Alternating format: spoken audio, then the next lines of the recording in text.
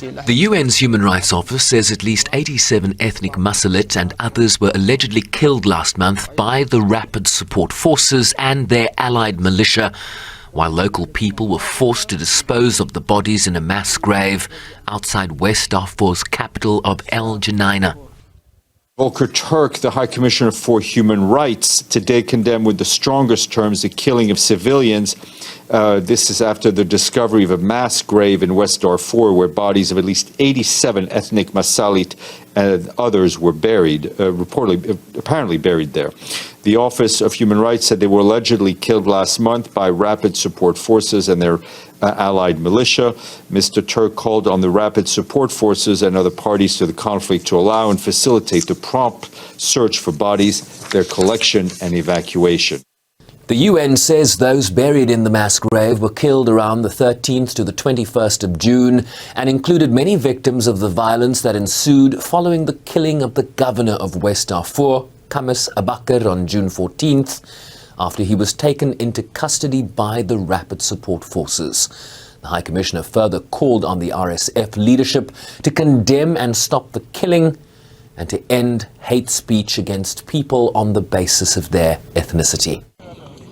In a region that experienced a genocide in the early 2000s, in which an estimated 200,000 civilians were killed, local people were forced to dispose of the bodies in a mass grave, denying those killed a decent burial in one of the city's cemeteries. At least 37 bodies were buried on the 20th of June in a 1-meter-deep mass grave.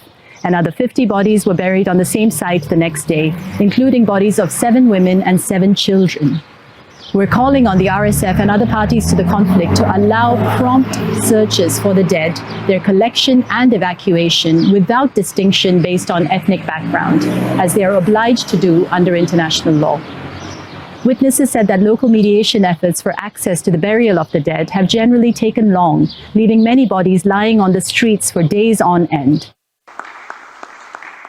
News of this massacre emerging as the leaders from Sudan's 6 neighboring countries convened in Cairo, Egypt, to discuss peace initiatives as the conflict now nears the 3-month mark, as the humanitarian situation in the country continues to deteriorate.